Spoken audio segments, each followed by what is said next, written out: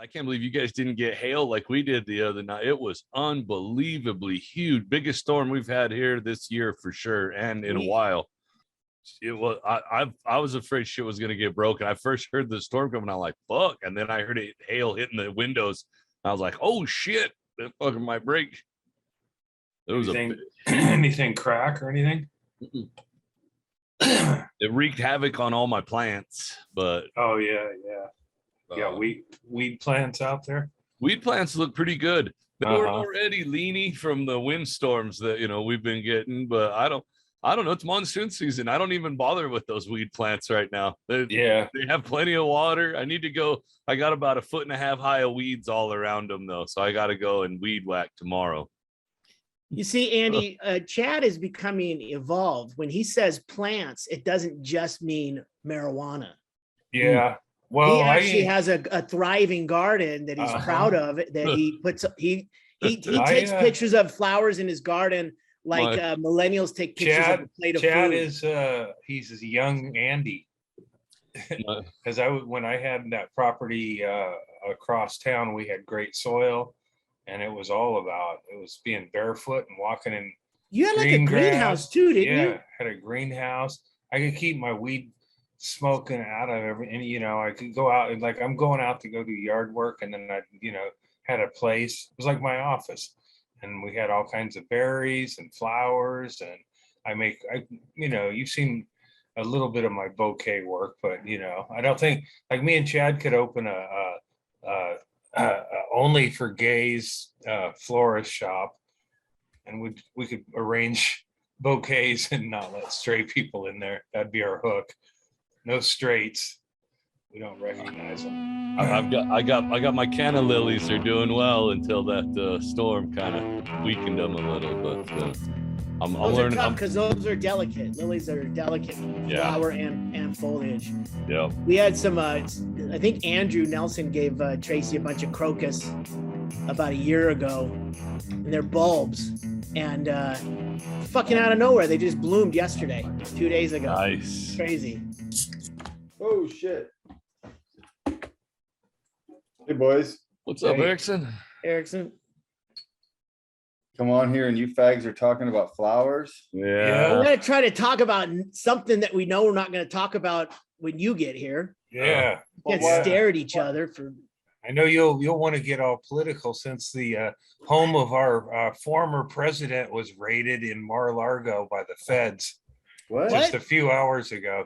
I was hoping I'd have more drinks in me by the time we hit this time. I didn't even know about that. I know. I heard it from somebody re-grabbed Trump announcing that the feds were raiding his home. That's how I first read it from Trump. And they apparently went through his safe, but it seems like kind of a big deal. Like like in any mob movie, when they raid the boss's home, it means they got some serious shit on them. I don't know. Anyway, they don't usually do that until they really want to make a show of it too. Because you're going to get two things out of it. You're going to get hopefully some evidence, but you're also going to get publicity. Yeah. How does that look? The former president having his house raided. It's crazy. That place looks like long overdue. I think it looks like my microphone in the right spot. I know Mar-a-Lago is like it's about where it is as a property, but from overhead it looks like a nice outlet mall. Like one of those outdoor ones, like off the 10 freeway out here. And it doesn't look like Phoenix. It doesn't look any better than it looks like a really like a tacky outlet mall that would call itself like the Monument or something, some big title for it, but it's just a fucking a bunch of discount stores. But apparently Mar-a-Lago is kind of empty this time of year. There's all the vipers and shit and all the whoever hangs out there isn't there in the summer. All the vipers? What do you mean? Well, whatever. That's just the people who would. I mean, it would be like I don't know who would, you'd have to really be in that club to want to be in that club. Like you wouldn't go like, man, let's just pitch a couple $100,000. Who knows? Maybe we see Ted Cruz or whatever. It's like it's just rich people to hang out there.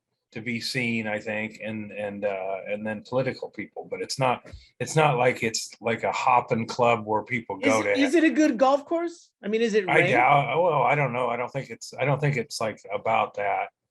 Is it? Well, I don't know. Hold on a second. It's a golf course, isn't it? Yeah. Yes. But it's where he lives. He's not supposed to even live there, I don't think. I know. Yeah. Like the dude is like, hey man, there's not a rule. He's opposed to bending anyway. Yeah. So here's what it says on CNN. The FBI executed a search warrant on Monday at Donald Trump's Mar-a-Lago resort in Palm Beach, part of an investigation into the handling of presidential documents, including classified documents that may have been brought to Florida. 3 people familiar with the situation say. Trump confirmed that FBI agents were at Mar-a-Lago and said, quote, "They even broke into my safe. My beautiful home, Mar-a-Lago in Palm Beach, Florida, is currently under siege, raided, and occupied by a large group of FBI agents," he said in a statement. He's probably called the feds a half a dozen times when he's owned that property to run off so he didn't have to pay help. Uh-huh. Yeah, I think that was one of his standard tricks is right. It's like scare them off after, if they have some complaint or something, they complain and then they're on a truck. Yeah. And he just doesn't pay anybody. And then he says, "Oh, if you want your money, sue me." And just away from the politics of it, I'm just sick of the fucking show.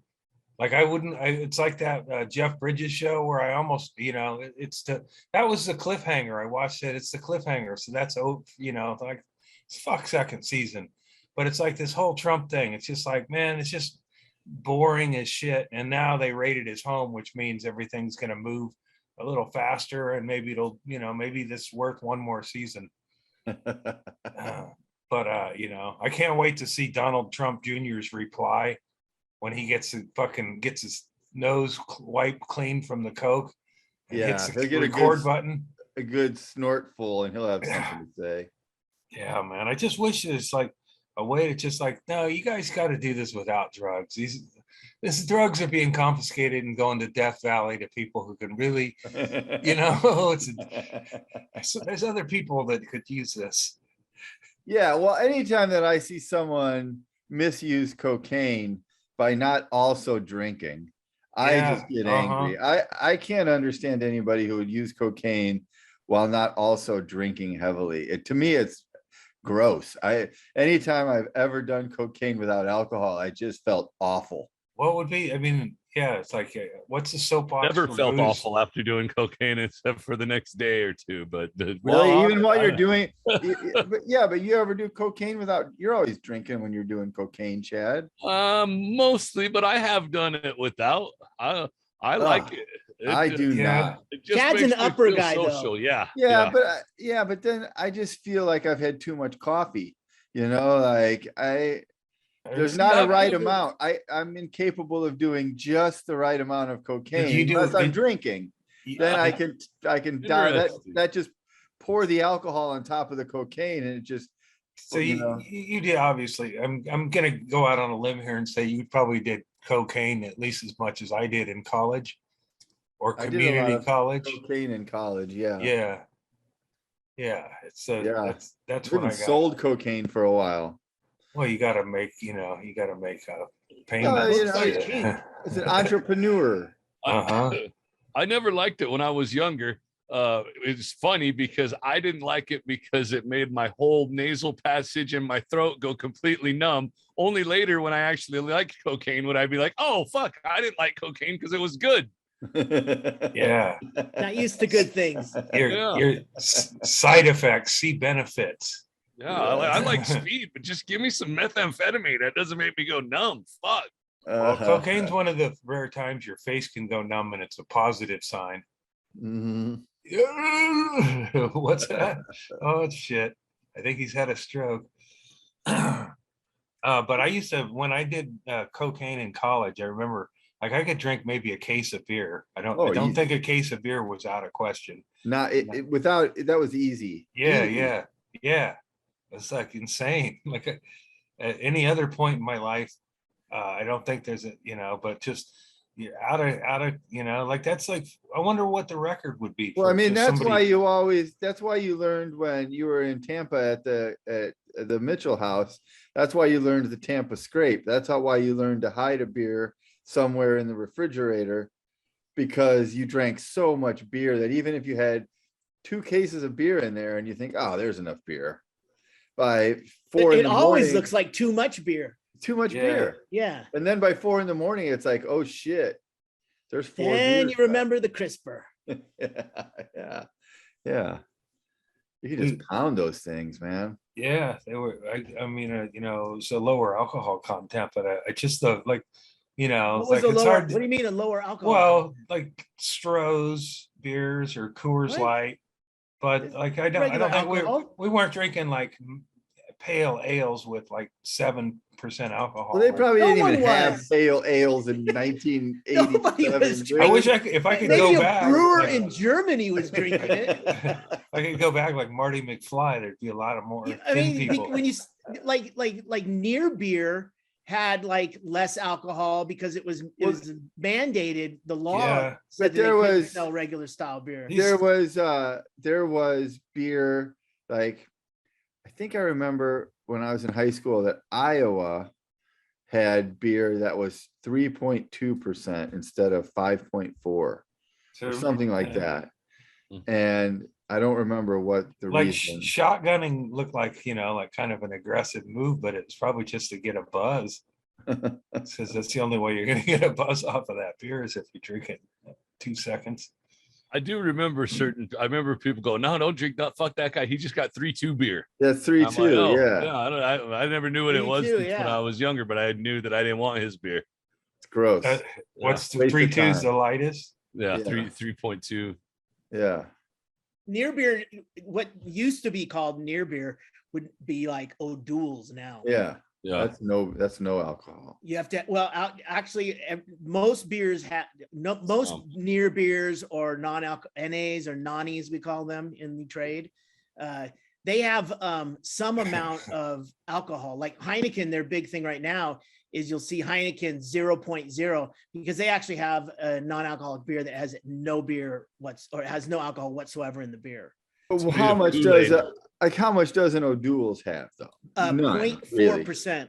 0.4. Yeah. Like as much as orange juice then. Right. Absolutely. But the truth in the advertising has to be there is an amount of alcohol in here because some people can't have any alcohol. So pussies. I drink those people are called a company called Athletic Brewing that I think has the best non-alcoholic beer, and I think they still have a little bit in there. I can't recall ever having had an entire. I've tasted O'Doul's and non-alcoholic beer. I don't think I've ever drank an entire can of that ever.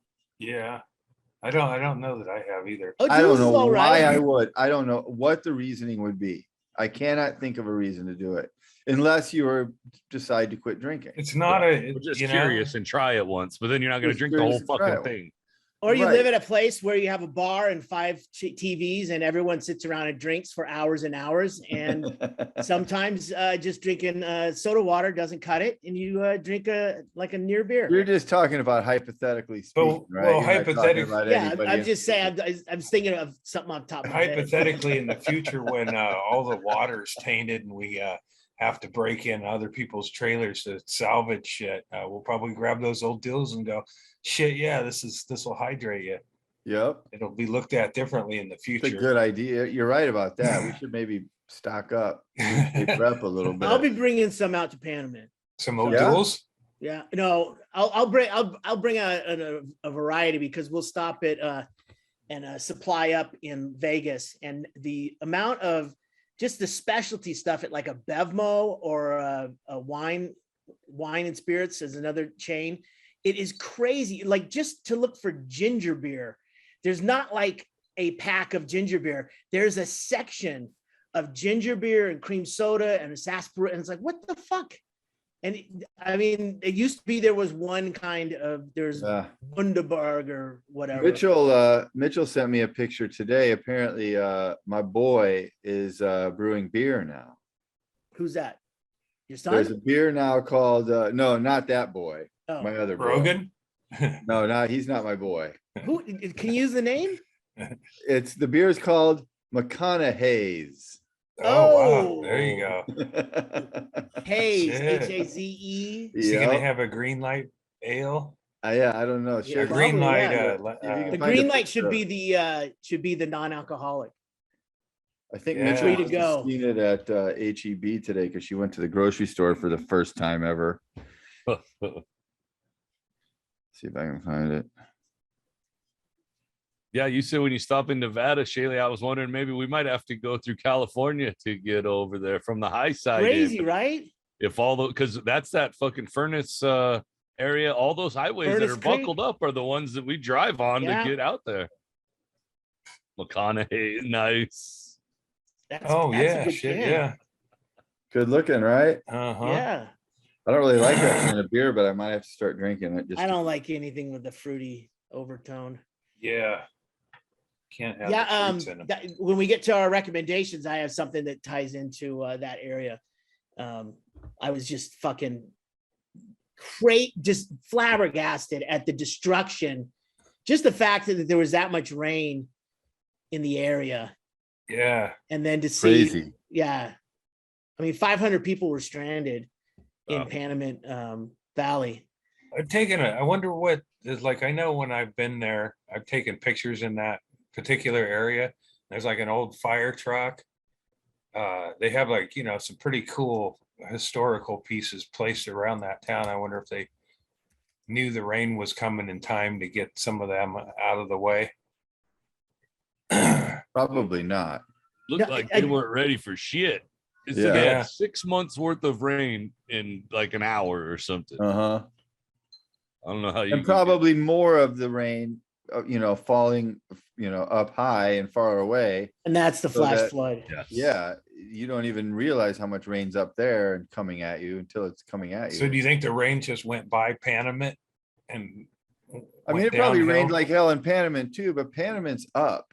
Panama's elevated, so I mean, look- they're gonna be all right. Look at that. That's just all the water that's collected. It Mhm. falls so fast it can't absorb. So you Right, get a pretty awesome looking lake. Huh. crazy. Yeah, we Yeah. got that storm that hit us yesterday with the hail, Chaille, in Hereford was over an inch and a half of rain Jesus. in that one storm. Future That's like Panama gets 2 inches a year. for people who like storm events, the future is looking pretty cool. Oh, fuck yeah. Short let's go. term We're going only, out- though. Yeah, Yeah. we're going out to Utah for the mudslides. You going to Burning Man this year? Yeah, Yeah, Burning, literally. All of California. California. the whole thing, man. Yeah. I think that's a road I took. Yeah, that is from the- August 7th. That picture. Oh, Yesterday. okay. Mm-hmm. Damn. I wonder what kind of I mean, it could be that they get on it and it's fixed in short order. It could be one of those things that sits there for a year. I mean, I think it's gonna be Well- fixed in the manner of they'll smooth out some of the road around that. That's what I said. The good Yeah. thing about it is it's just like, hey, go It- around this part right here. We made a dirt road Yeah. that now Yeah. circumvents this They ain't gonna part. fix Yeah. shit out there, dude. Yeah. They're not fixing They'll- that big buckle right there. They'll Not take anytime. their You've time. seen what's at the end of that road, Andy. There's Mhm. there's I- no high rise. There's no condominiums. Right. There's not I even read- a market. I read that they were having a water line burst when that storm hit. People were working on a burst water line when the storm hit, and it made me think about that water line at Panama. When you walk that Yeah. trail up to the Yeah. falls, that the whole water line just exposed right there. If a rock banged into that from one of those flash floods, that'll wipe Oh out. yeah, be wiped out in no time. I mean, they must every and then they'll couple of fix it years, in they a must fucking run day out of with that. the shitty routing same shitty routing that it has, I guess. Yeah. Thinking those donkeys got the water they needed. Uh-huh. Yep. Finally. Me and Guy couldn't get them all taken care of. Oh shit. So I'm interested to find out more about this story that you mentioned, Andy. I mean, honestly, I know it's like we don't want to stay too deep into politics, but it really is incredible. Yeah, yeah. I mean, The president of the United States has had his home, a search warrant executed on his home by the FBI. That's fucking crazy. yeah, it's like it's unprecedented. So that, you know, He took a bunch of documents down there with him, and then Yeah. he also got caught flushing some of the documents down the toilet. Eating. He has reports of him chewing them up like a fucking baby. You guys think this is Jesus. fucking crazy? Wait until they all the people that are still saying, you know, that because he's immediately said this is just an attack by the Democrats to do, like immediately started making up lies again. All the same people are going to believe it. He's still going to run for fucking president. Oh, I in the hope next so. 2024, and it's going to be goddamn close. Going to be split right down the middle. It's going to. I hope he does haven't begun to run. get I crazy. really do. I hope he does run. I've been listening to some. Well, I'll talk about that later. I can't imagine. I don't know, man. I think I think under stress. I think if he tries to run again, he'll. I don't know. I mean, he's all admitted rape and everything already. So it's Doesn't what matter. would he say that would people? doesn't matter. Yeah, but I just don't think he's They like don't mentally the or thing physically. the thing that Trump supporters like about him is that other people hate Trump. Uh-huh. We hate Trump, and the people who like Trump love it that we hate Trump, and we're getting it stuck right up our ass. What I would like That's to what see. there's nothing that makes them happier. It doesn't matter if it helps them economically. It doesn't matter if it helps their whatever. They don't give a fuck. Sticking it to a liberal. Clearly, That's the only thing they think it's Yeah, hilarious. and well, I'd like The to madder see, we get, the stronger his support gets. And I'll bet you Trump is fucking happy that Mar-a-Lago got raided, because now he can be the how he can look what spin they're it. doing. Oh yeah, Martyr. exactly.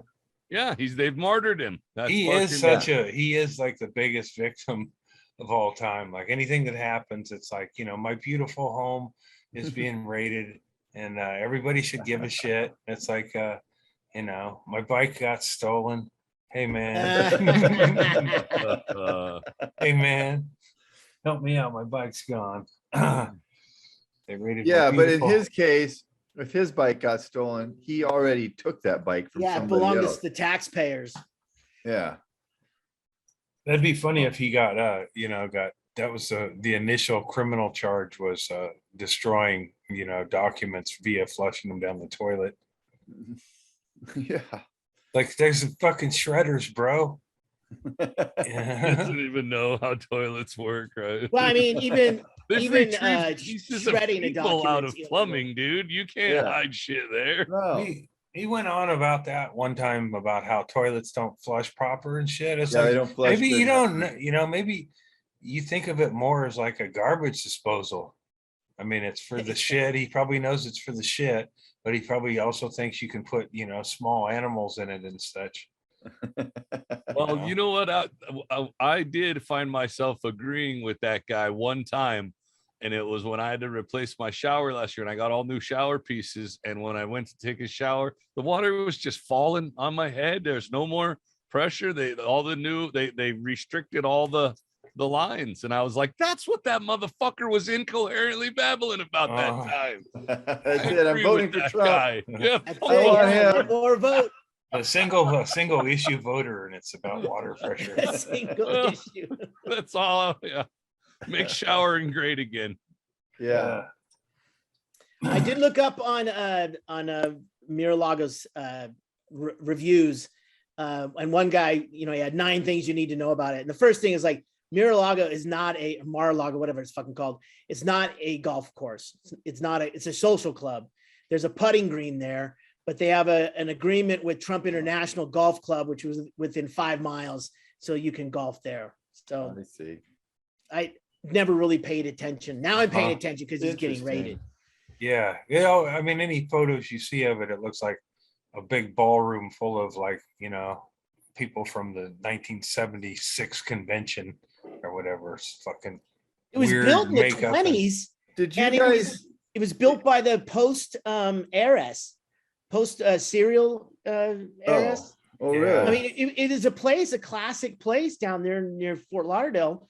You know, it now has, you know, everything's gilded, and a bunch of assholes running around. Yeah, it just seems like a party for people who think they're in an exclusive party, but the other people don't want to be there. They're like, isn't this what? Oh yeah, we're so fucking good. And it's like the truth is most of West Palm Beach probably thinks they're fucking all assholes and wouldn't want to hang out with them because they're fucking boring and think that fucking having Kid Rock perform is I the don't height know. of- I think a lot of those assholes in Palm Beach are those assholes. Yeah, it's I true. think It's a that- small section of non-assholes there. Yeah. It's baked in to be in there. Yeah. It's not like that. I mean, that is the asshole enclave of Florida. Yes, absolutely. Bobby Jewell lived there, so absolutely correct. Yeah. Former owner of close. Side Splitters. Yeah. Legendary asshole. Even the like lower class, sections of Florida, they got their problems or whatever, but it's not like the West Palm Beach is exactly where you go if you're better than everybody else. If you believe that, Yeah. or if it's true, even if it's true, you go, fuck yeah, I'm gonna be there in West Palm. Fucking You Epstein can lived tell there, it walking man. around. Yeah, I mean, you don't feel like you've been there, right? Yeah. It just feels like you feel like you I don't went on belong there. Epstein's plane. Oh yeah, Yeah. couple trips. Yeah, I was into it. Yeah. I was into it for a Hey, while. man, foot rubs are all right. It's all right. Uh, Look, Are you I'm not saying? gonna- Are you I saying kept you my had- underwear on. Me and nothing Dirk illegal about a foot rub, man. kept our You're underwear creepy. on the whole time. I don't condone that, but I did have game night at my house, like Dane Cook with 14-year-olds for years. Just board games, Yeah. That was his thing. He had underage fucking He's like the board games. Yeah. I wanted to say he's the Mishka Shubali of comedy, but He found a maybe better. Mishka is the Dane Cook of Yeah. He crooning. found a little niche market there where, like somebody the guy who hosted Key Club when I was in it for a short stint, and he was a Club in rapist. high school? Yeah, but there was a guy who he was in charge of my group, and who would want to do that? I'm sure there were good people in there's community organized, whatever. But this guy in particular was known as the South Coast Rapist a few years later. So it's like, who would want to, what kind of guy wants to be involved with high schoolers years after he's out of Right. high school? That's what we've talked about this at length. Mhm. There is nobody should be involved with children who isn't a parent of one of the children in the group. If you're going to Cub Scouts, then the mom or the dad is the den leader. They better have a fucking child in that Cub Scout troop. Yeah. Otherwise, something bad's happening. Got to look real hard at you. That's okay. This is a red flag. Not like 2 or 3 times, but like the first thing is like, it's so not which one of necessary. these is your kid? It's not I don't have a necessary. kid here. All I don't right, you're care how on the list. it's not necessary. I don't care how into volleyball coaching or camping with you are. We're only going to do this if one of the parents takes the leadership role here. That's the only way we're doing it. If none of the parents of this group of kids is interested enough in this activity to be the leader, then the activity should not happen. It's a good Simple. zero tolerance rule. I agree, but It's you are binary. Yes eliminating- or no? You're eliminating sad people Yes. who are, not predators in any way, but just want some way to find a meaning in their own sad, Then shitty life. find an But- adult and but- find an adult activity. Well, yeah. What do you- like, now- what do you- now, my That's little one of league the coach, reasons why they're sad. So the kids are easy to, my little But league it would coach. have your rule would have eliminated that whole documentary that Chaille recommended about the Boy Scouts for certain, Oh, because Leave no absolutely. none trace. of those guys were parents No, in those No. scenarios in that documentary. no. No, it's Now, like my little league coach was, it was the lowest level. I think it was a C level, and it was the first time I had ever had like any kind of sports or something like that.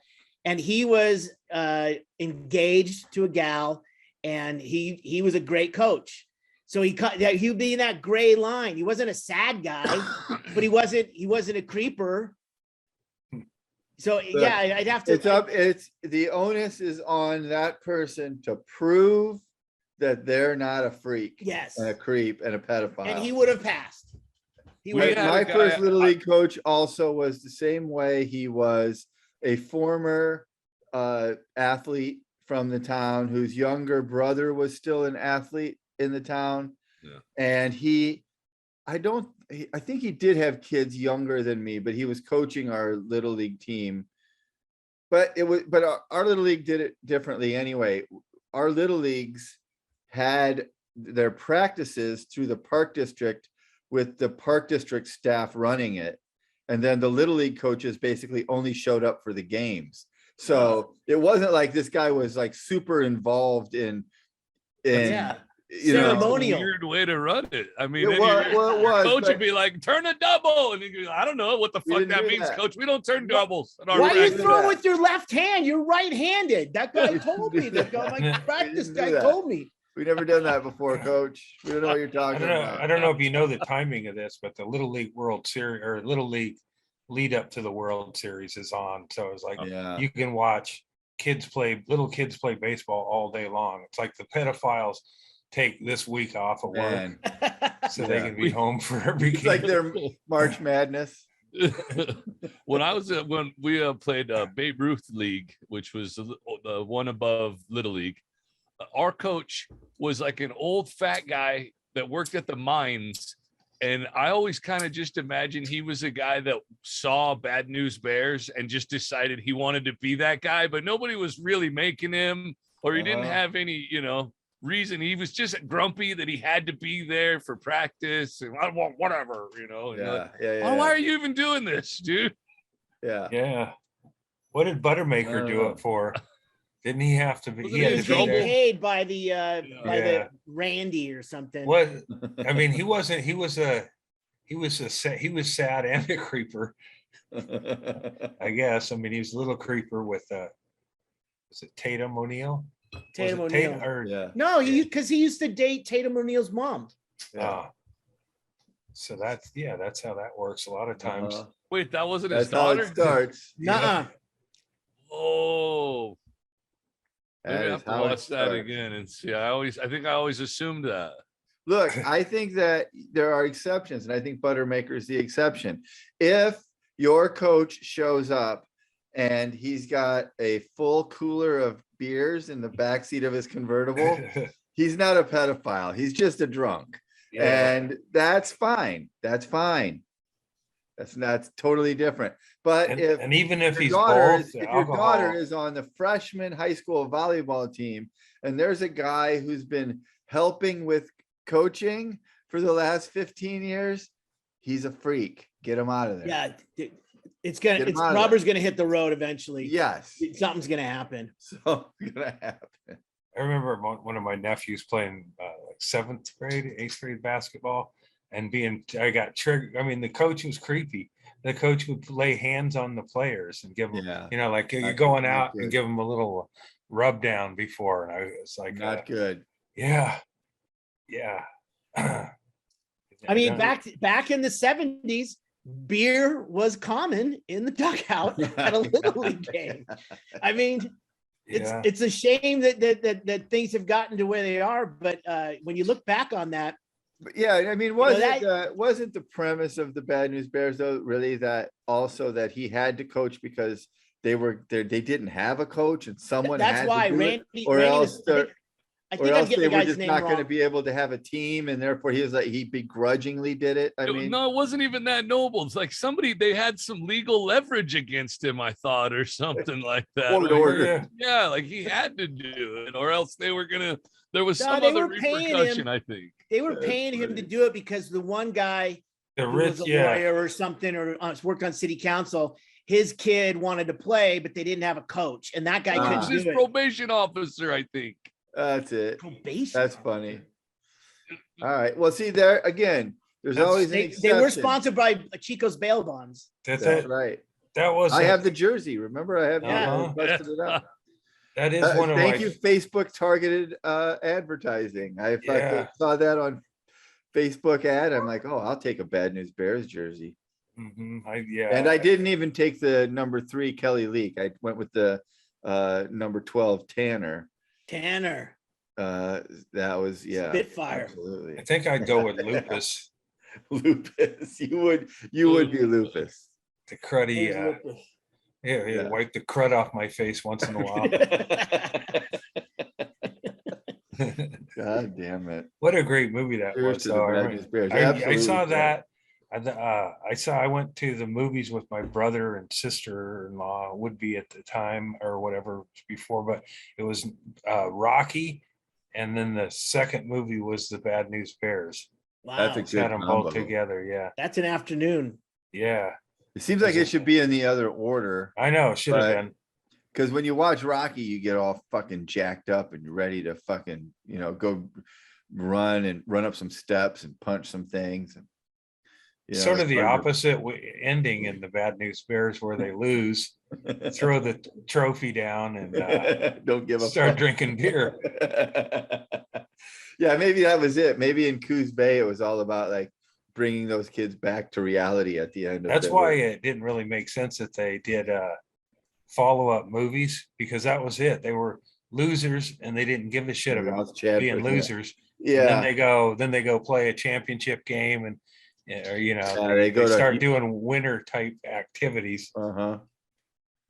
Yeah, well, that's what happens when you make money. Kelly Leak should have got somebody pregnant, not played again, and then they have another season where they just get relentlessly pounded.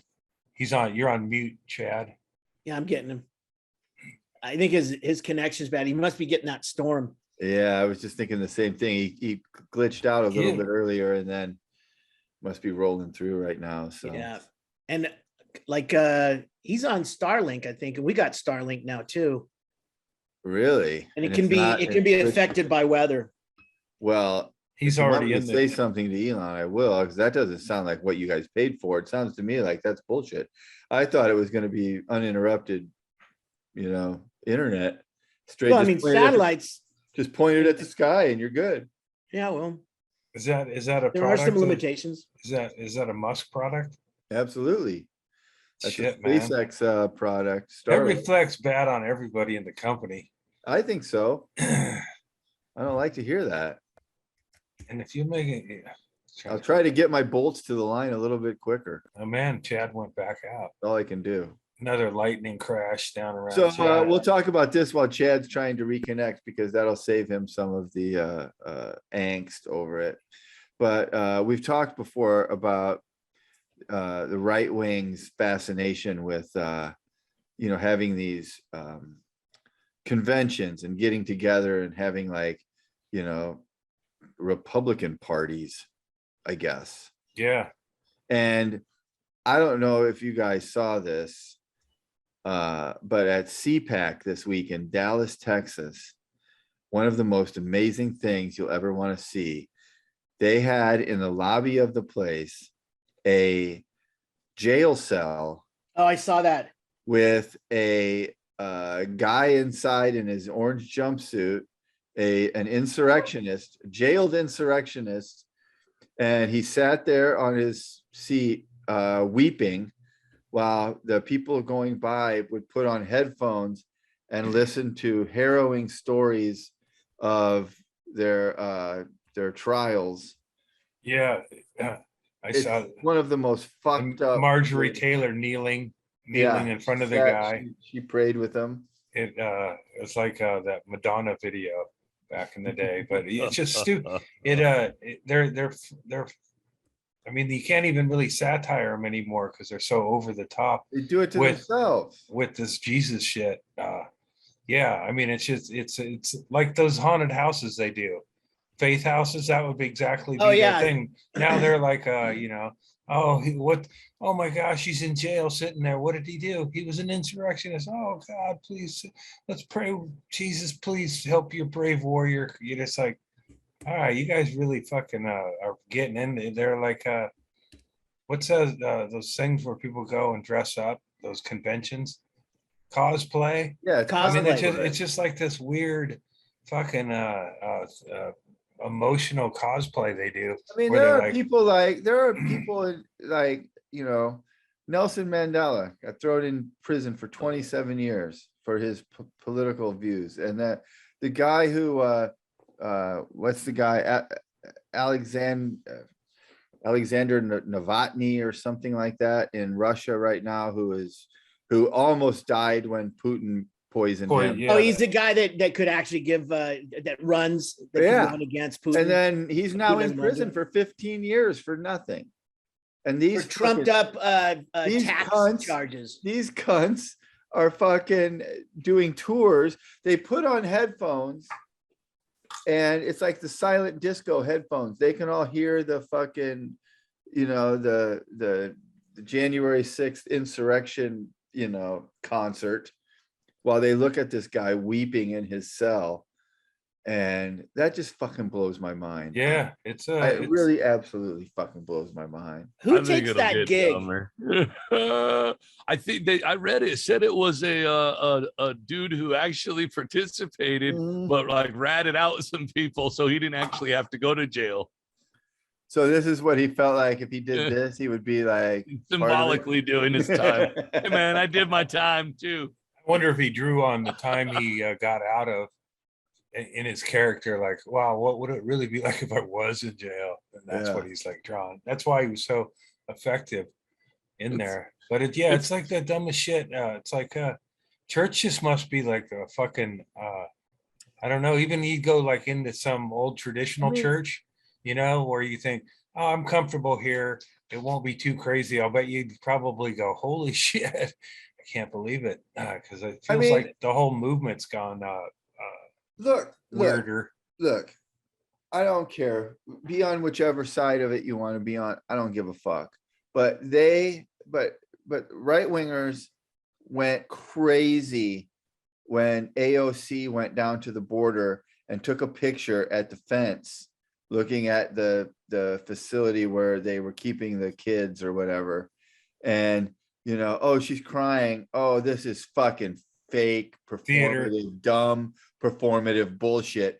And these motherfuckers literally set up a fucking pretend jail and all cried together over the actual fucking victimization of these poor assholes. Your instruction to the guy was to sob for 6 hours. 6 hours straight. Talk about contrived. I love that they don't let him have shoes, but they let him have his MAGA hat. Was he suicidal? Is that why they didn't give you your shoes? Yeah. Anyway, what kind of fucking man? And it doesn't matter what you're in there for. You can't cry for 6 hours straight in jail. In prison. No, you got to fucking buck up, man. And if they hear you cry, they're going to fucking be on. If you do it 6 hours straight, holy shit, you just bought some hard time, motherfucker. Yeah. There ain't Christians to pray over you in a real joint. You're going to be crying about all those dicks in your mouth next. Yeah. It would have been funny if he would have really gotten into character. And as soon as Marjorie Taylor Greene got in front of him like that, he just fucking grabbed her by the neck and fucking. I'll bet he was kill her. Let me out of like a wild animal. Let me out of the dumb bitch dies. I'll cut this dude's head off. He's got a fucking knife. Let me out. And she fucking wrestles him down with her fucking toe. Yeah. Her toes go up and choke him. Head with her fucking.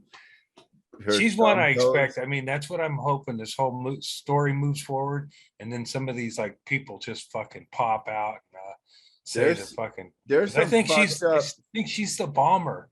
I know it's a conspiracy, but I think it would be so fucking great for the story.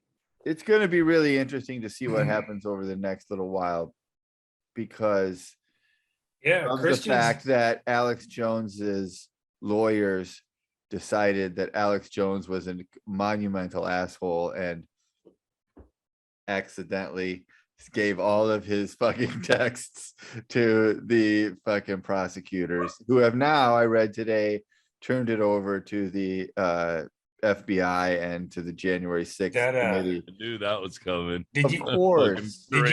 Did you see that clip of Chris D'Elia when he found out they could save Instagram photos? Yes. Yeah. It was the same kind of reaction that he had when they go, oh no, we turned it over as part of the thing.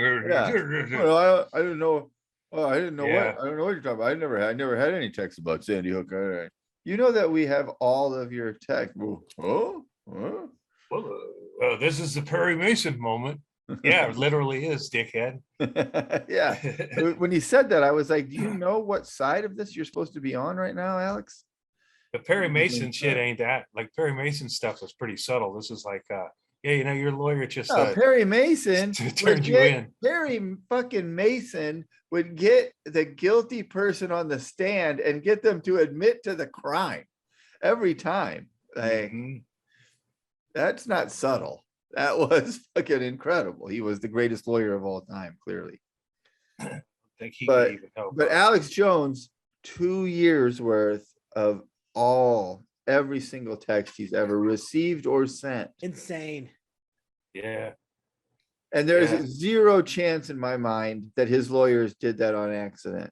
No way. Zero I chance. was whenever the other lawyer goes, and your counsel, when notified about this, made no effort to mark it as privileged, and it was like had a pen going. Didn't even fucking move. And even then, when the plaintiff's lawyer said that, the other lawyer was still just sitting there. He didn't say, I object.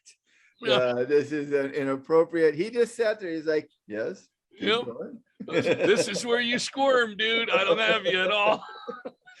This would actually make a great ending if that was Saul Goodman representing Alex Jones, and then he had to do something good. So he just, he got out of all of his evilness. It feels like that could be it. Yeah, that poor fuck. Well, not poor fuck, but what a fucking industry to be. Like even preachers prey on the weak and shit, but this guy victimized people at their lowest point in life, and then continued to do it unabashedly, and continue and fucking lie about it. And now it's fucking good to see him get called on it for sure. Yes, Alex Jones is worse than the worst televangelist, because at least those people voluntarily, loosely defined, voluntarily entered your church. Alex Jones selected his victims based on the tragedy those victims were going through. What a fucking shitty thing to do. What a terrible fucking person he is. And the sad thing is, he's gonna walk out of that with still, $10 or $20 million left to his name, which is probably enough to live on. Well, any of these people, he knew that he was a fucking scam artist, so I'm sure he was putting a bunch of his money protecting it in offshore accounts for years already. He was moving over $11,000 a day for over a year. Yeah, most of his money's already untouchable somewhere else. Well, actually, Chad, they've made some changes to those rules. I read this because of this. Yeah. You can't hide money like you used to be able to. So even like when you have an account in Switzerland, Switzerland got in trouble with a little, what is it, SBC or that one UBC bank or something, where they were doing. I mean, they've always done lots of weird stuff over there, but their money's not always completely untouchable now. Like I think that's why they invented crypto, was to get around that. Yeah, I'm serious. Well, that's 100% correct, because crypto is 100% traceable at all times. All the Bitcoins that exist are traceable, and any transaction is everybody on the blockchain is aware of any transaction that happens. You can't do anything secretly. Well, but what I'm saying is all of a sudden, I don't know how you get that money into circulation. Oh, no, I'll buy it. What are you going to buy? You draw a picture of a turtle and I'll buy it for $75,000. All right, fuck, let's do that. Hey, that turtle's non-fungible, right? Yeah. Okay, then I'll take it. Got to be non-fungible, and then we can't be accountable for it. Deal. I don't know. I want to. I'm talking out my ass 100%. No, I have no that's idea. actually my understanding of it, Chad. Well, I want to. This is what I want to read. I need to make a note to myself to make a recommendation to myself, because when this all came out, I remember reading a little bit about it and going, "Holy fuck!" But the Panama Papers, that was a thing where they figured out they got just this trove of documentation from these offshore accounts, not Switzerland, but these Caribbean offshore accounts where everybody was fucking hiding their money. And it was just a who's who of people who are fucking the common man over. I mean, from the King of England to Trump to the fucking the president of Abu Dhabi or fucking United Arab Emirates. Everybody's hiding their money in Panama, and they leaked all these papers and have all this documentation of who's got what, and all of that. I mean, it was a big story, but then it wasn't a big story anymore, But I think part of the reason for that was it was so complicated that it's hard for people to wrap their heads around it, because it takes this is a big story. Do I have 6 months to read through all this shit to try to figure out what all of this is? People just move on to the next thing. But I think you would find some real answers for, who the most evil people are in this fucking world, right? Probably there in the Panama Papers. Yeah, I've never been successful at hiding money. From yourself. Yeah. I stick 40 and hide it in your wallet. Yeah, that's the same thing. That's pretty easy though, Andy. I mean, it's a commoner's really only one place to look. Yeah, the commoner's approach to hiding money. I gotta let my dog in, or she's gonna continue to bark like an old bitch. Hang on.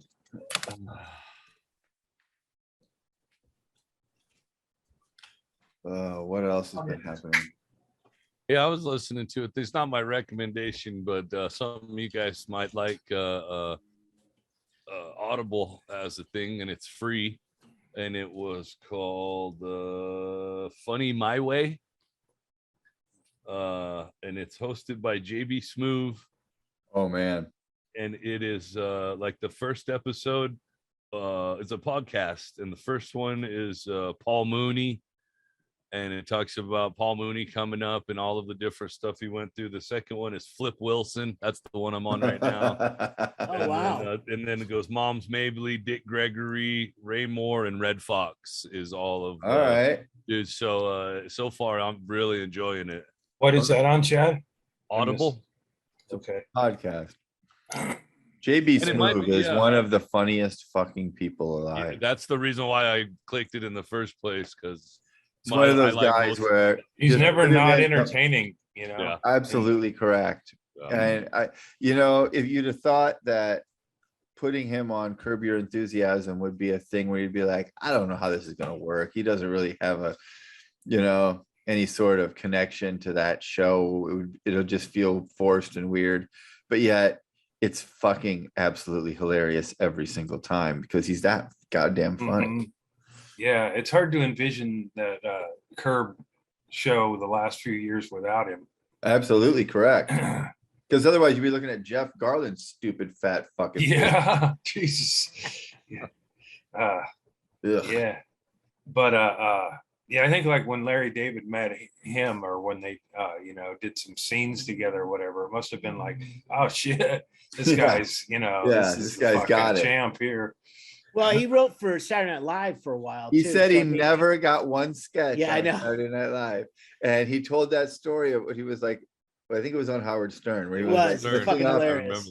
All the things that he wrote for Saturday Night Live. And the funniest one that they wouldn't put on, but the funniest one to me was that he wrote a sketch about a pirate with 2 eye patches. Just already you're like, all right, that's funny. How did they not?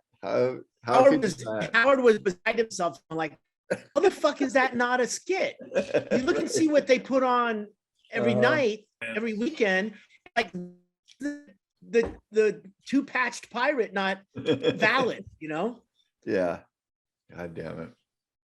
Yeah, that dude's hilarious. And the other good thing about that, like they have like a Paul Mooney impersonation guy. who reads from Paul Oh, Mooney's perfect. autobiography. So it's really a pretty good. That's and I'll tell you what, Paul Mooney is the one thing I learned at the Comedy Store about I didn't know the history as well as I probably should have, but I knew Paul Mooney as a legend, but not really understanding the depth of that legend. He really was a big part of Richard Pryor. He wrote with Pryor all the time. A lot of the stuff Richard Pryor was doing was with Paul Mooney. And if you've been to the Comedy Store and you know how it works, they always have the guy who goes up last is always like this guy, like it was Kinnison for a while. That's how he got famous, was going up last and screaming at people for an hour. Right now it's Don Barris, who does, just 2 hours at the end of the night. He does warm up for Kimmel.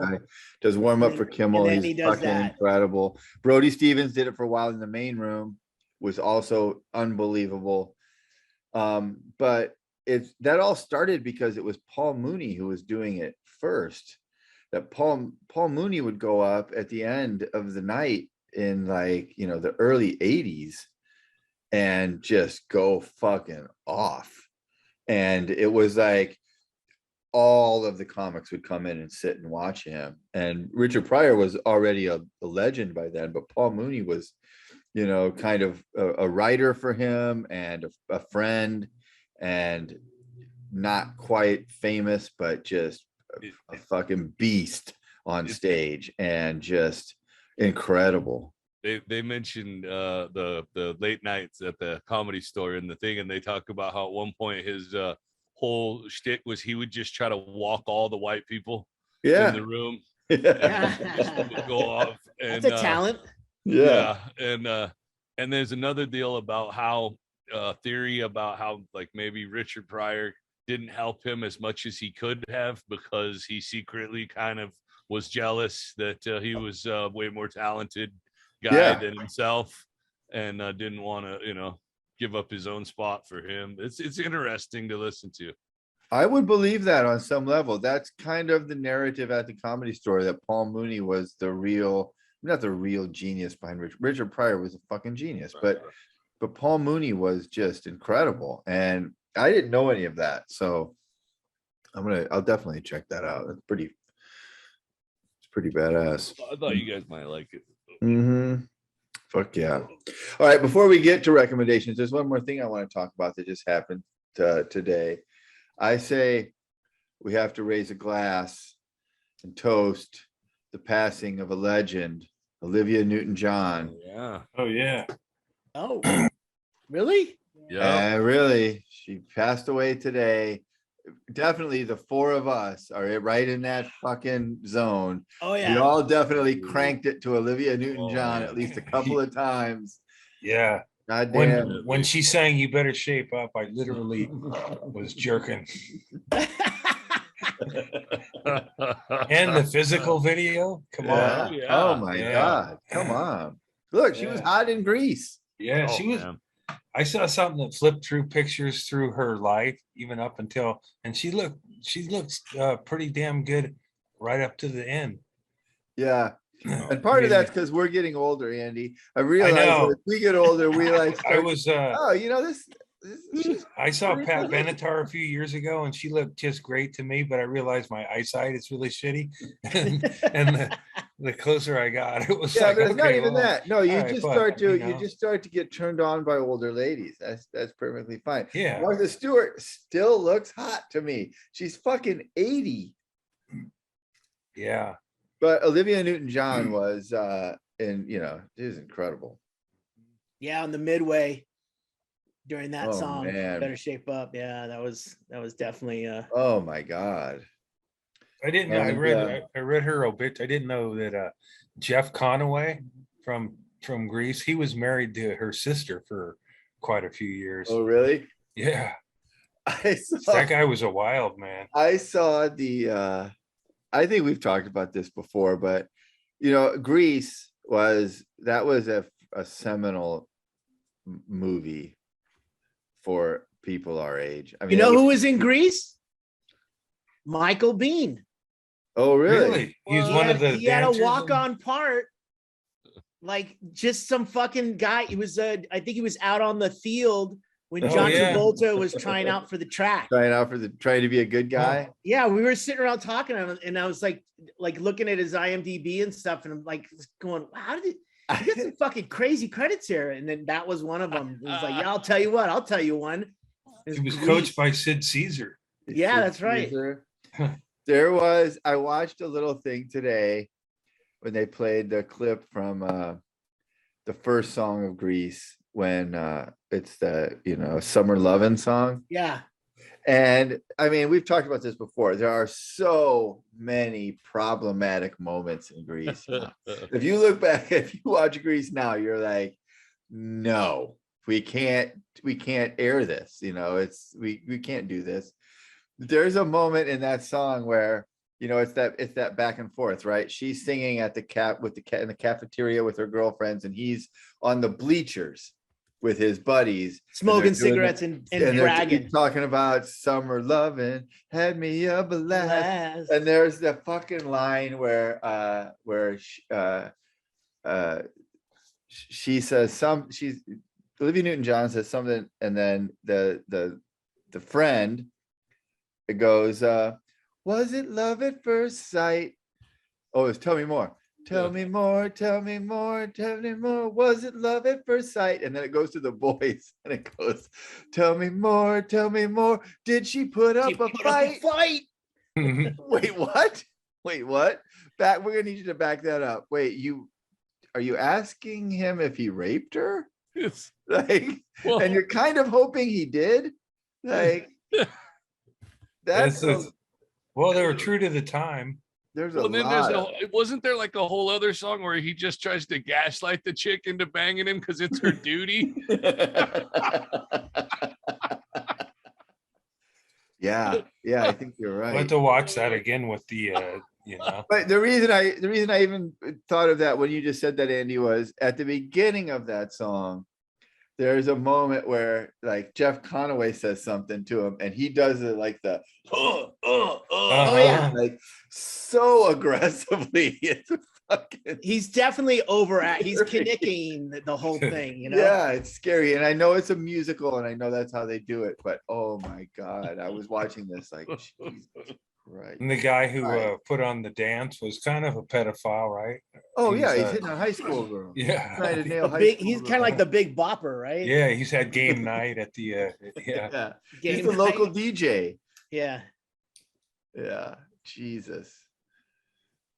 But that movie, I had two younger sisters. One was a year younger than me, and then one was 3 years younger. And that movie was fucking on. We had the videotape, and they sang I wouldn't even watch it that often, but I would have to sit and wait for it to be over before I could get my video in. But it's so funny when you think about it now. Like, did she put up a fight? These are prepubescent girls watching what men talk about, like in high school, which they're going to soon. To be fair, by the way, 35-year-old fucking high schoolers, right? Yeah. She was like 29. She was 28. I just heard a thing today. She tried to do it. Travolta talked her into it. I will say this. I think those songs hold up. I think those songs absolutely hold up. The one that I want, that's a badass song. Yeah. And Summer Lovin's a badass song. But the one that really, as the kids say, slaps is Grease. Mm-hmm. Oh, by Dion. Frankie, is it Frankie Avalon? Frankie Avalon. Yeah. Yeah. Can you play that, Chaille? Play that. Let me find I think it. the one I remember was "Let's Do It for Our Country." That one didn't catch on as much. Do it for our country. What are you talking about? That was a song, and maybe it was in Grease too. Oh man, Chad watched Grease too. What a girl! Well, I haven't watched either one of them. I've seen parts of them. Let's do it. I didn't know there was a Grease too. Wasn't there one like years later? It wasn't with the same cast, and no, I don't think so. Okay. I think Grease 2 had Adrian Zemed and Michelle Pfeiffer. Oh, right. Yeah. Adrian, TJ Hooker's sidekick. But the song Grease. I'm getting it. Hold fucking on. Rocker. It still. The one that goes, Grease is the word. It is the Grease, one too. I that's just smooth, looked it's got feeling. Yeah, it's fucking killer, dude. We're gonna get hate. We won't mail be for able. this No, we won't be able to episode. monetize. We won't be able to monetize this episode, guys. Play this song. Sorry, Freeze Pipe. No, that's not. That's totally different. They can pay us. YouTube. Oh no! Hello, Freeze Pipe. Yeah. Hey, baby. Everybody, take a hit on your freeze pipe. right Mine's now. all packaged. I packaged mine up because I'm in flux here, but I have it guarantee nearby.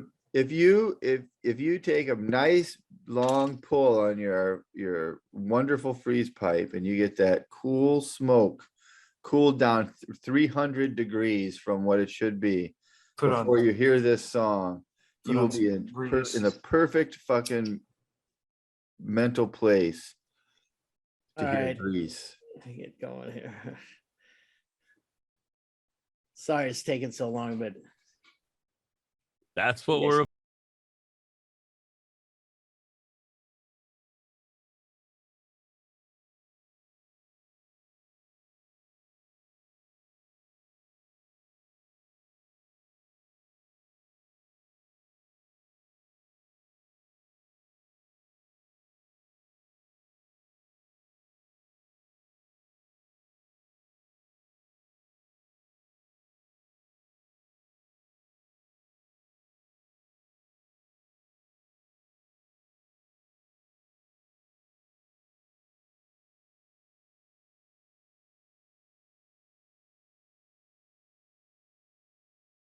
Sounds pretty similar to a lot of the Bee Gees from Staying It's Alive. It's the funkier, same man. kind. It's I know, got a but it's like, deeper edge and to that it. guy's a throwback too. I mean, Well, he he was a generation earlier at the least. Bee Gees were doing an impression of Frankie Valli when they were singing, but that's got more of a like a funk edge to it Right, than, yeah. than any Bee Good. Gees songs do. That fucking song is telling you, that's a badass tune.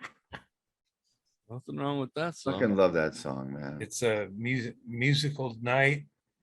Well, that's weird. My recommendation's a musical.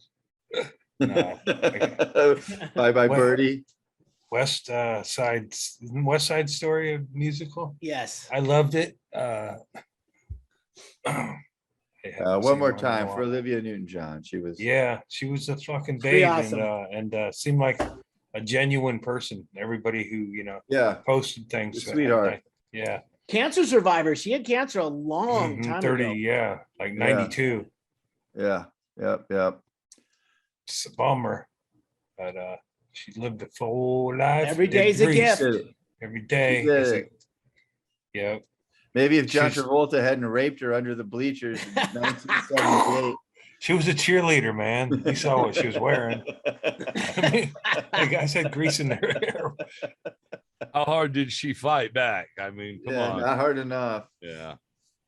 Beauty School Dropout, another badass song from Yeah, that that's a good one too. soundtrack. God damn it. I mean, that whole album, I mean, that was the thing about that movie, is that the music was good on its own, it held up. you know, and then just so many iconic performances in that. I know I made fun of you guys for talking about flowers when I got on the call, and now I'm Yeah. talking about musicals. So Yeah, I yeah, guess it all you- comes you- back you around. Stop the show to play it. Passionately talking about Grease. This is what the people who remade the Big Jim toy should watch. She's go, this is what we want from our men. We want them to have we want them to be a little more woke. Yeah, be in touch with their musical and flowery sides. Yeah. I bet, isn't Grease probably one of the biggest soundtrack sales of all Ah, it's time? It gotta would be. have to be either that or Staying Alive. Yeah, Right. back when I mean, apparently, I mean, Frankie Valli didn't have Grease as a song before the movie. He wrote it for the movie, right? Right. Yeah. Absolutely. Yeah. No, that was, yeah, and I think that was the only song. I might be making this up. I think that was the only song that wasn't from the Broadway production. Like the rest of them were from, it was a Broadway play before it was a movie. So all of those songs existed in the the Broadway production of it. I'm looking up. But yeah, it's it was badass.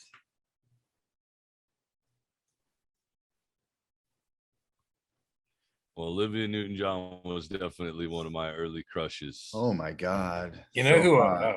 was well, I mean, this is not to take away from Olivia Newton-John. I don't remember having her poster necessarily. I remember I remember seeing them, but I had Heather Thomas, and she's almost outfishes Fonzie. But I really like Heather Thomas even more so than I did when I had her up on my wall in 7th grade. She seems Is like that the a one in cool the chick. red bathing suit? Red Yeah. bikini, Heather Yeah, Thomas, she always did the famous. twirl, the camel toe twirl with her thumb, tighten the suit up a little bit. You mean Heather Locklear? No, Heather No, Thomas. Heather Thomas. Heather Thomas? I think Heather Yeah. Thomas, I know She's we've a good talked Twitter about, follow. Fall Guy. I know we've talked about this before. Yeah, she was on Fall Guy and she was pretty hot. And then she got really fucked up, right? One of the Heathers Did we did. talk about this? I We don't have talked remember. about this. I love that I don't remember.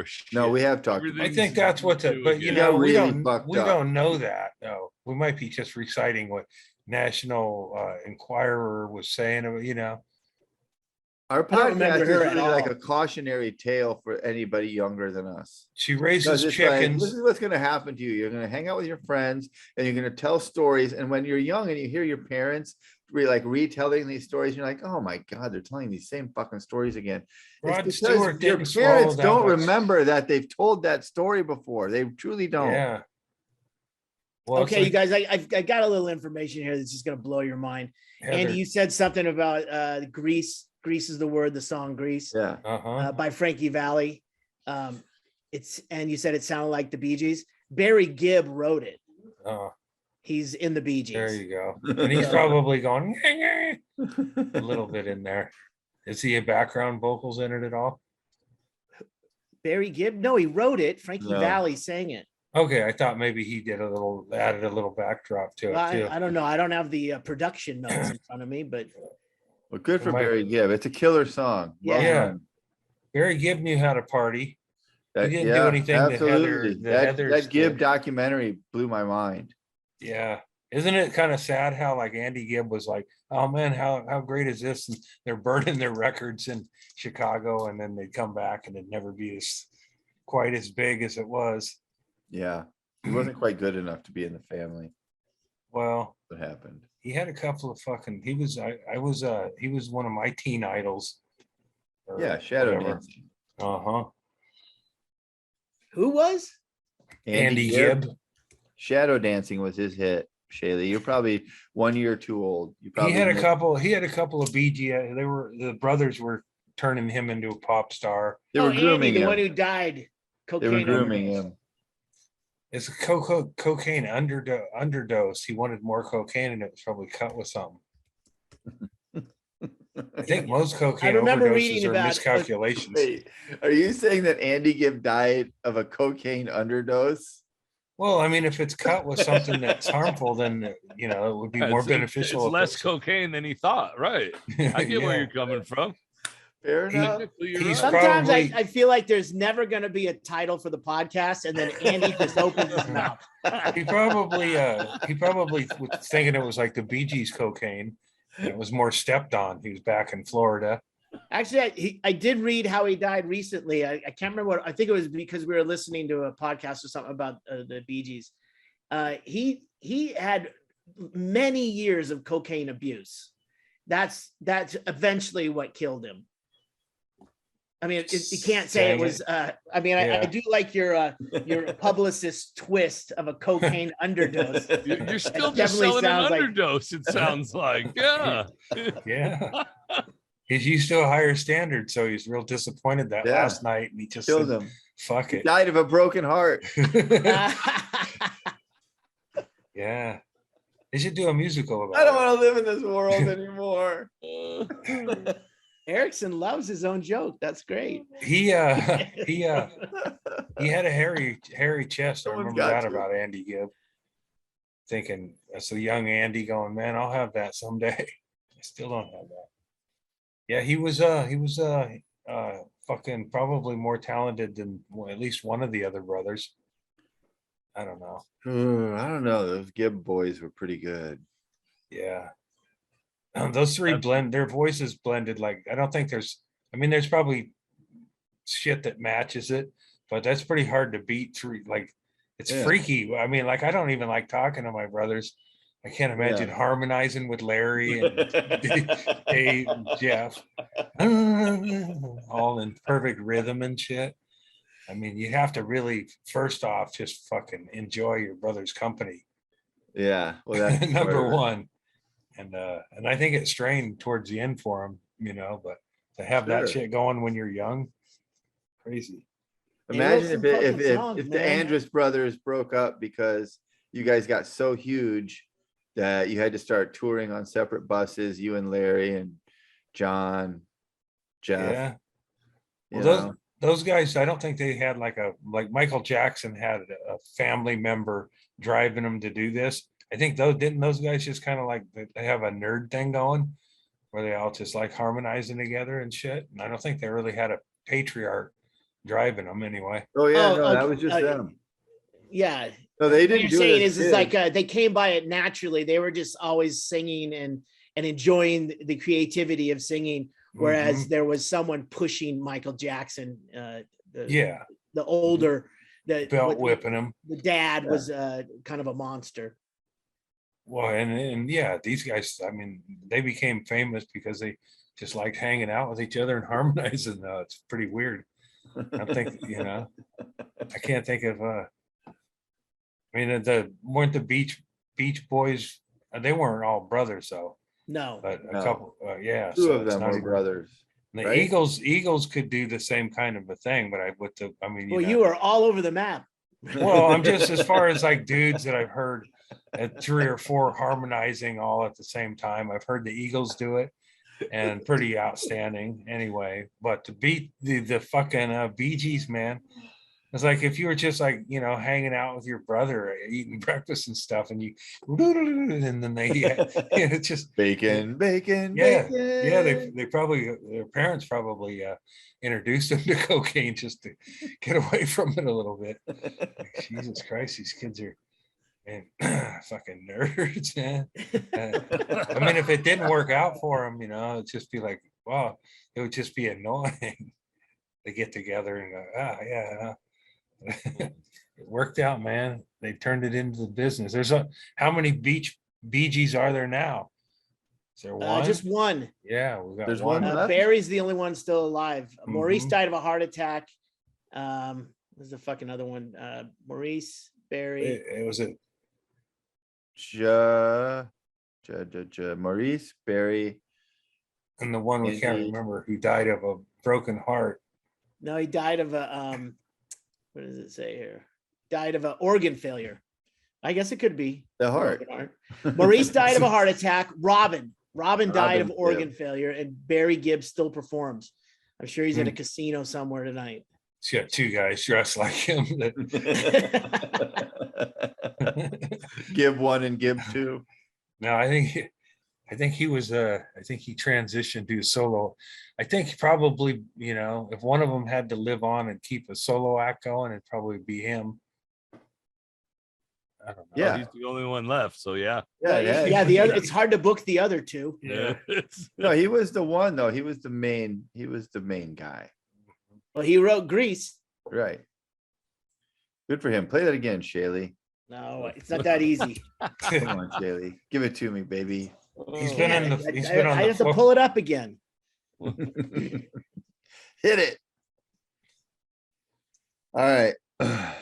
Let's do our recommendation. I got one, and it's half-hearted, like some of them are. Hold on. Before you start, let me last week's recommendations. Chad had Xavier, the 300 Days Alone. Did anyone watch that? I haven't yet, but I will say that we started watching Alone from season 1. Oh wow! Just to do like a binge of it, because we'd never done that before. In fact, I'd never seen season 1. And once we get done with that, I'll definitely watch I'll even go back and watch that for sure. It's all right. The production value is a little low. but it is and it really is. You already know what's going on. Yeah, but it was a good watch. I mean, it's basically for when you've watched all of Alone and you're like, man, I wish there was another season. Yeah. It's kind of like a shitty fill-in after you watch Alone the Beast. Yeah, it's like a weird B-side, you know? Yes. Like Chaille said, you kind of know everything that's going on because it's not as a hardship type thing. Right. I don't know. It's like, interesting to see like his transformation, like in his head, you know, and the thing. It is really, it's almost a companion to Alone, because I mean, he's doing 300 days, which is longer than anyone. I think the longest anyone on Alone is 87 days. Harlan did 100. Well, did you make it through? Yeah. Harlan won, of course. Roland. Yeah, Roland. He was pretty great, right? Yeah, I mean, you know, he deserved it. He had all the fucking skill set that you. Oh my God. You know. He ate the stomach contents of the muskox he killed that he had kept hanging in its stomach lining. And then he ate that grass. Like he was for real. He wasn't just. You know why they do that? Because the muskox is able to break down some of the vegetation that our bodies can't. Right. So if you eat, I think it's called chime also. One of the guys on Alone Beast did it. And I think he did it because the crew was like, come on, dude. It'd be good on the camera. Because they like heated it on a rock and then went like they're eating a bitter cookie. It's like, just don't eat it. Yeah. What is one bite gonna do? You got to eat that whole fucking stomach, dude. Oh. But Roland was incredible, man. Yeah, that freezer he built. I'm here in Rock House. Yeah. I live in Rock House. That food storage thing he built. It's like fucking, you know, it's like it's bear proof. Didn't he also? Wasn't he the one that had the Wolverine? He's come after his stuff. No, that was the season. Okay. I won't talk about that one. Seasons before that. Okay. That's the guy who made the deck of cards for himself out of carved himself a deck of cards and played solitaire. Yeah. So far, those guys. That guy was also great. So far, those guys who make, you know, keep their minds in it or whatever by making toys for their kids and stuff usually go home pretty eventually anyway. But yeah, I mean, you do have to keep your mind, you know, occupied. What did you think of the moment that one girl caught that fish? Oh, it's, you know, she freaked out so much and was so happy you couldn't help but feel. I mean, I honestly, I've seen it again. I fucking giggle cry every time I watch it happen. I'm just maybe I giggle cry. A giggle cry, yeah. I giggle. While watching Grease, you know, I've got Grease playing in the background. When they hook up, when they go up in the car in the sky, you giggle cry. Giggle cry.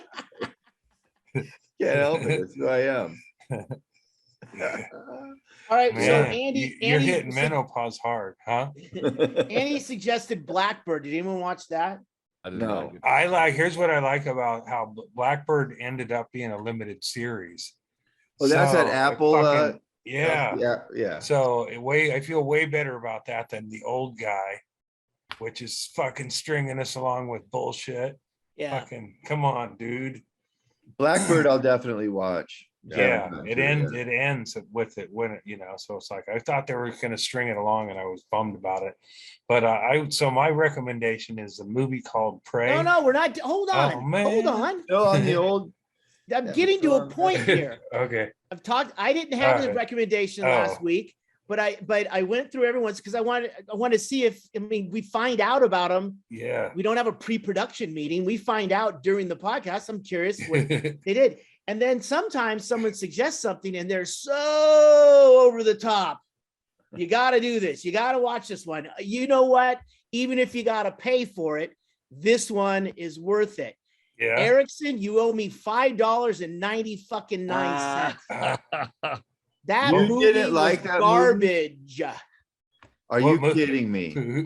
Not kidding it. I think you're kidding me that it was good.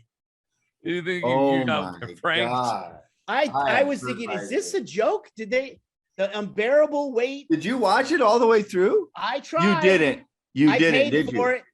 You didn't watch it all the way through, did you? Right. I got to where they were hanging out on the island, and then there were then the fucking Tiffany Haddish Ike Barinholtz as CIA operatives.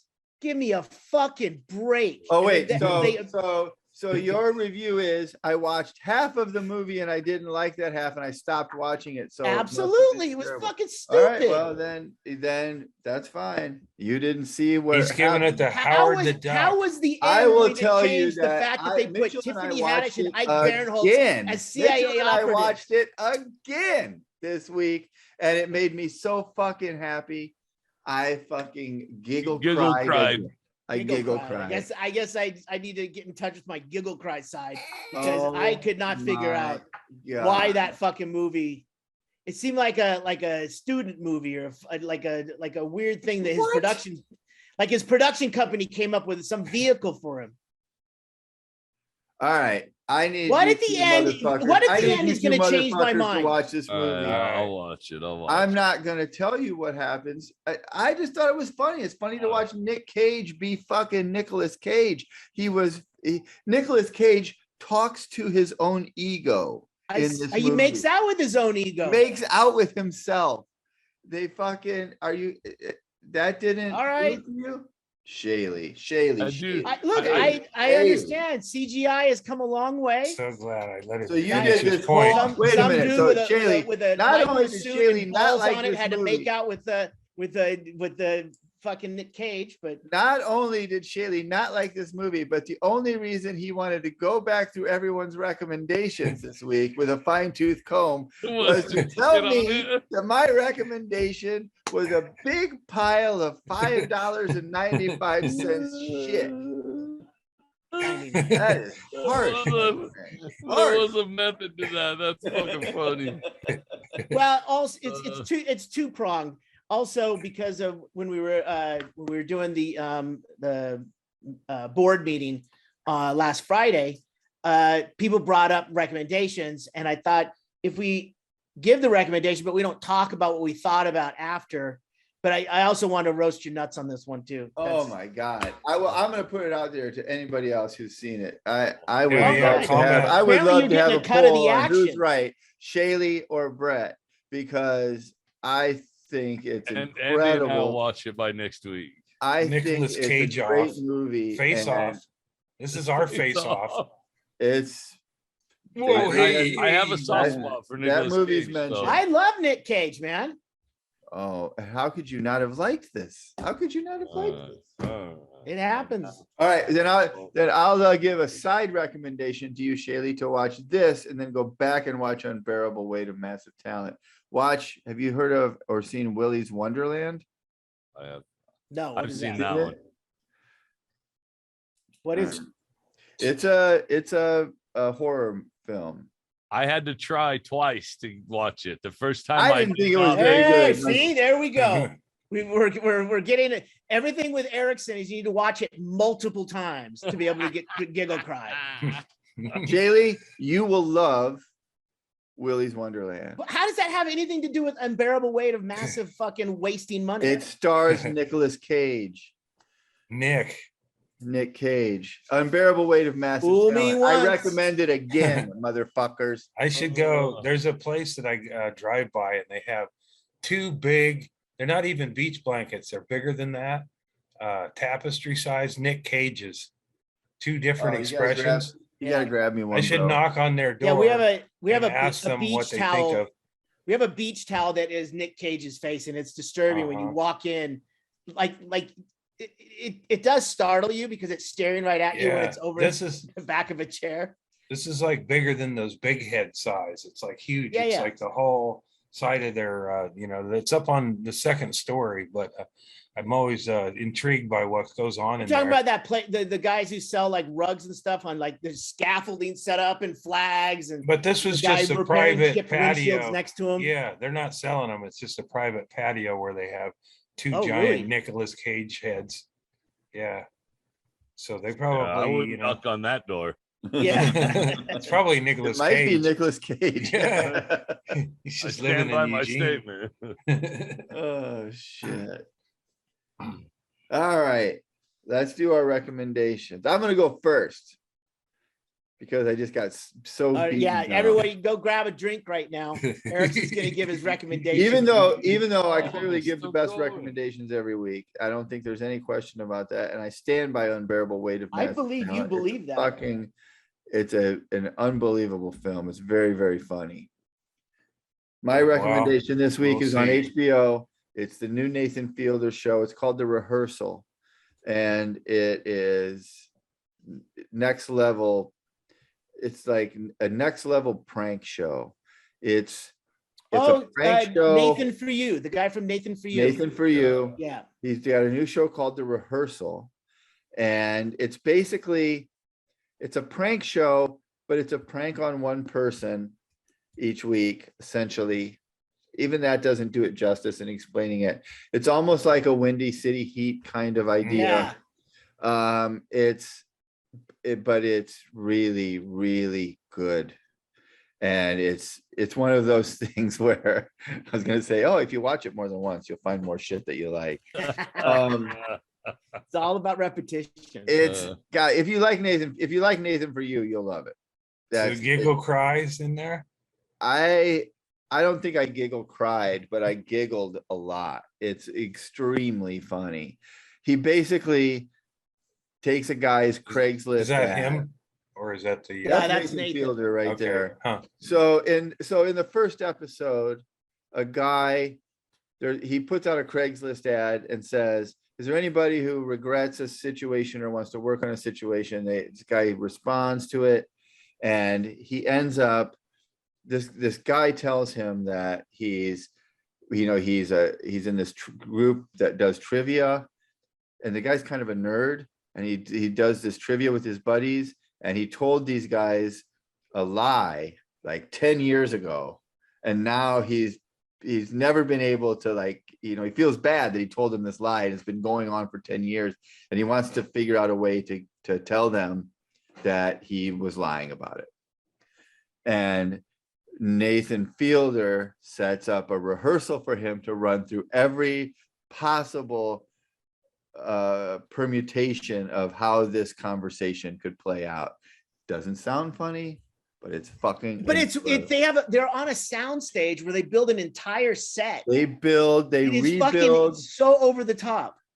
They rebuild the bar that he hangs out with and does trivia in to a fucking T. They even have a balloon that's been stuck on the ceiling. They get the same balloon and they have it up on the ceiling, floating like it's this. It's Nathan For You-ish. It's like if you like Nathan For You, you'll like it. It's this like next level, and it's almost like he's trolling HBO in that he's spending HBO money on this show. He's just splashing cash on everything. And he's hiring actors to come in to play. They're doing 8-hour days where they're at a job rehearsing through every scenario that they might run through. And 1,000 times over. And then they find a new angle that might happen, and then they got to run through that. And it just keeps getting bigger. And to watch this guy go through it, that's just episode 1. So it's really, really good. I liked it. I don't know if it started in episode 1 because I saw when it was on and I was watching it. So I don't know where. It's not the one you described. But he also has, as an aside to the rehearsal, as like a different storyline, he has a lady who's playing his wife, and they have a child. But it's not his wife and it's not his kid. So that's how that's episode 2 and episode 3. In episode 2, there's a woman who is thinking about having a baby, but she doesn't know if she wants to have a baby. She doesn't know if she'll be a good mom. So he decides to do a rehearsal for her in which he basically lets her be a mom. Yeah. On every level, they rehearse everything. It's insanity, the amount of money that HBO spent on this show for these tiny little moments of comedy that are fucking brilliant.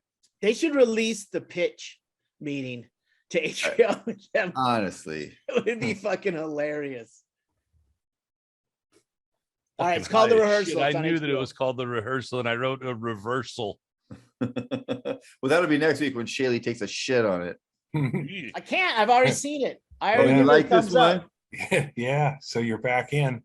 That's the I trick, I is just finding saw out what this the other Chaille night likes. and it was pretty good. If you like the Predator movies, it's called Prey. Oh yeah, the And prequel. it's yeah, it's like a prequel. It goes back and Native Americans are the heroes, and you get to see a lot of caricature white people wiped out, which is cool. Sweet. Yeah, fuck those fur trapping bitches. Where did you see that, Andy? That was on Hulu. Hulu. Okay.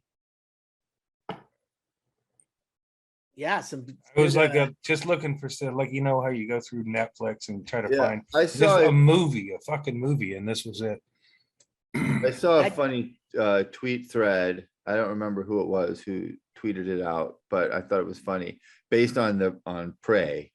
And the idea was that, wouldn't it be funny if like Predator, like the predators in Predator were like the rich dick dentists of their planet?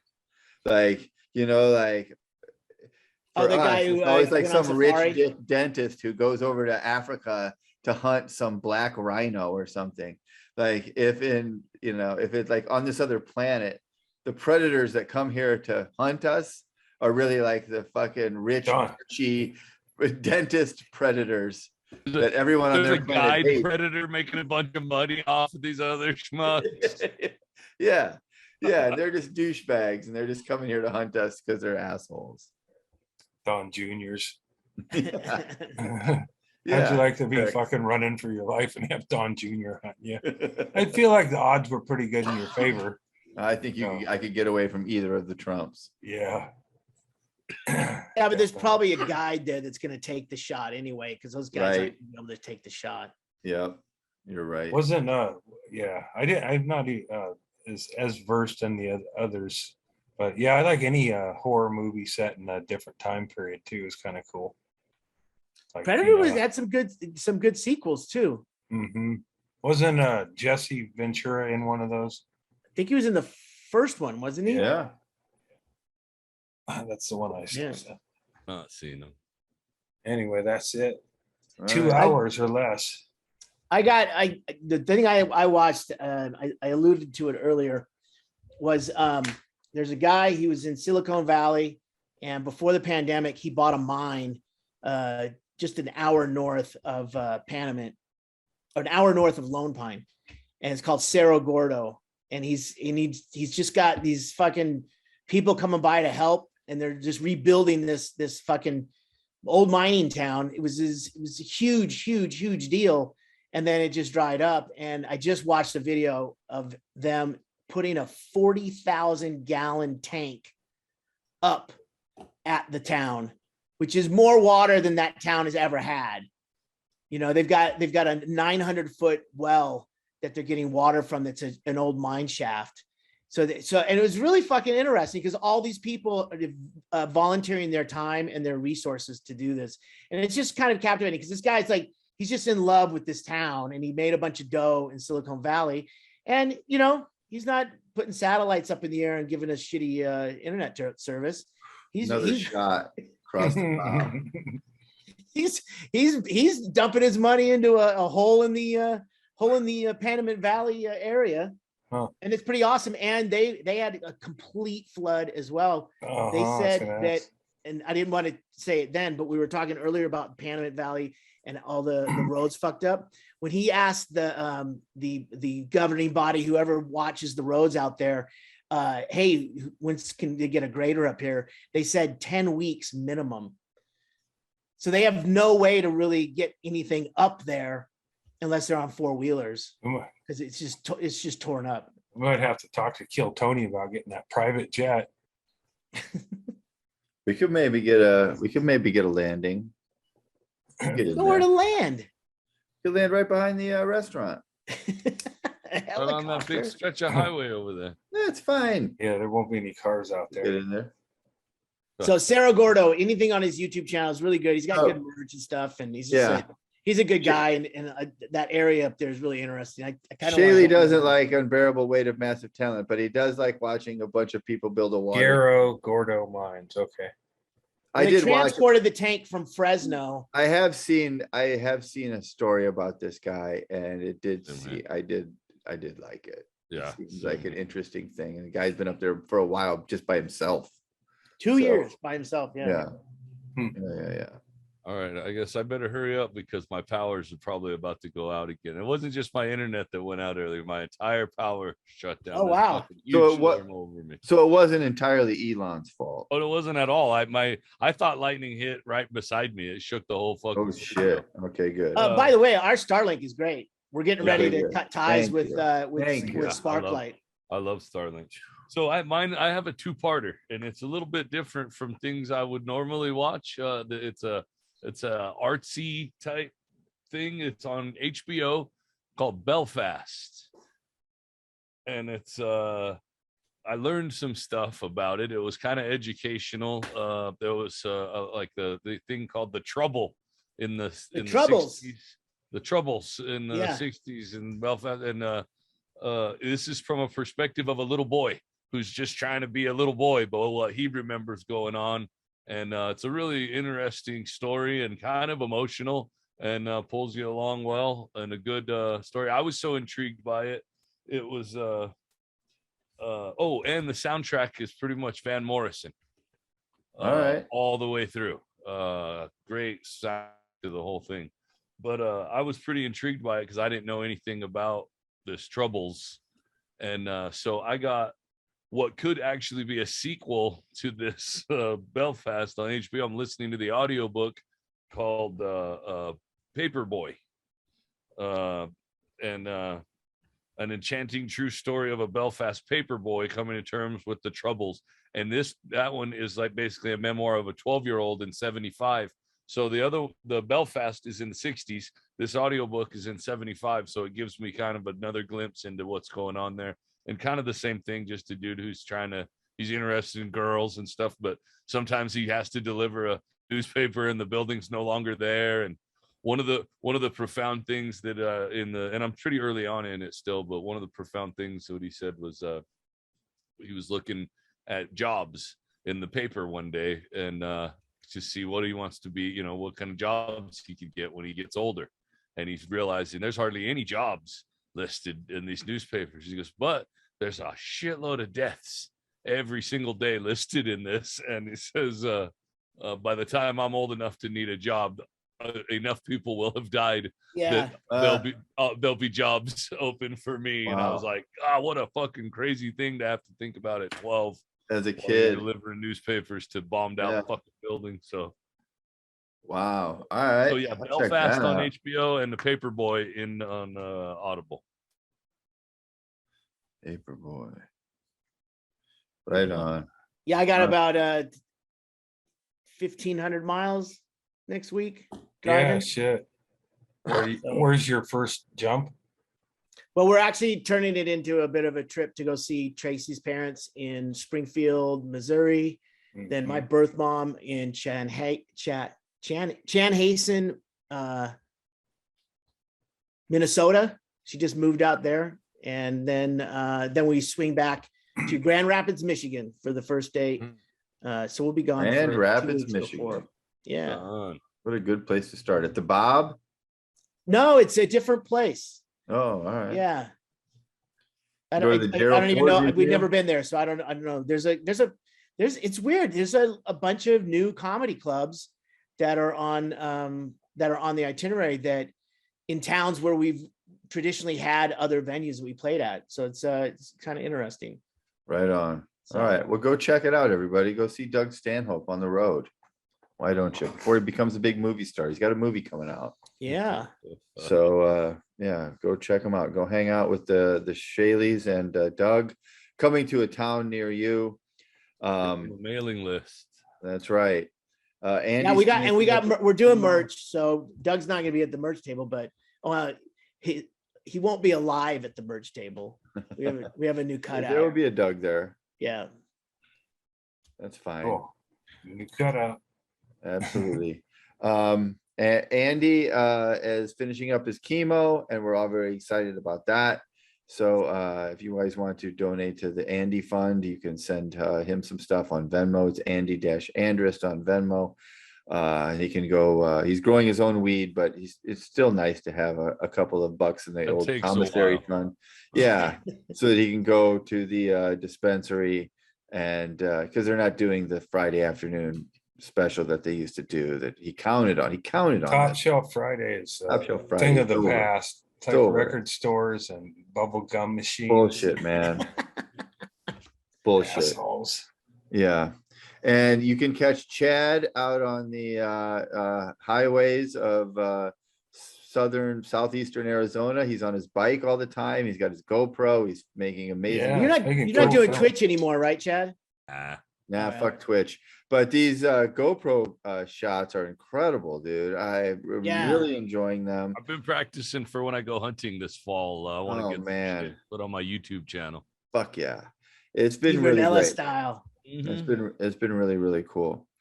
And Thank you. yeah, that's it. Me, if you want to see me, you can come see me at the Tesla factory and out by the Afterwards. airport in Austin. I'm there 12 hours a day, every fucking day. So I'll bring He's you. gonna break you. He's gonna break you soon. Oh, Then you'll dude. come back. You'll come back. The little butterfly with the giggle cry. I'll be giggle crying. Right. You'll recognize me by my giggle cry. We love you guys. Thanks for being out there.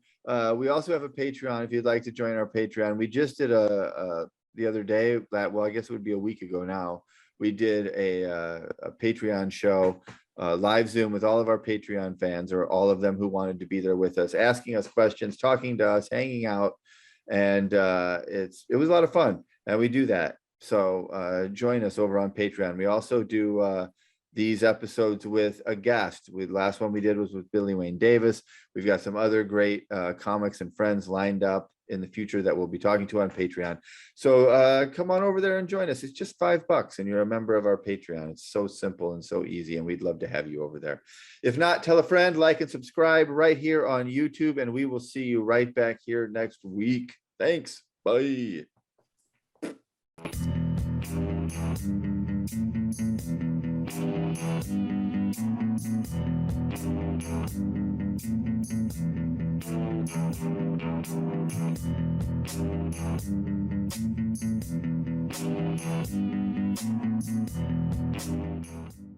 I feel like me and Chad are jurors watching that Nicolas Cage movie this week. Oh my God. I cannot believe.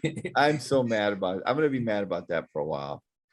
I thought it was great. I stand by it. I watched it again. I'll watch it again. That's going to be a regular, like, I can tell that's going to be like a hungover movie to just laugh. Oh yeah, you said all this. I remember you saying on Chaille.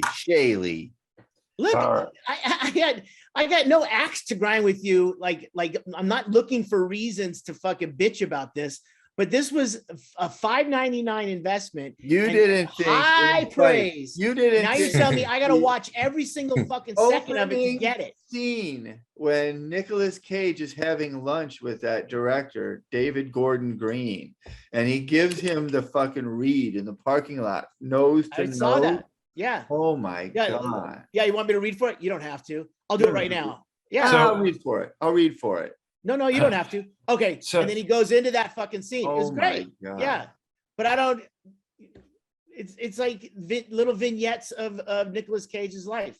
I get it. So are you going to be But the available? whole CIA thing and the fact that he's in there trying to rob a safe or fucking find something that he's Rob a safe.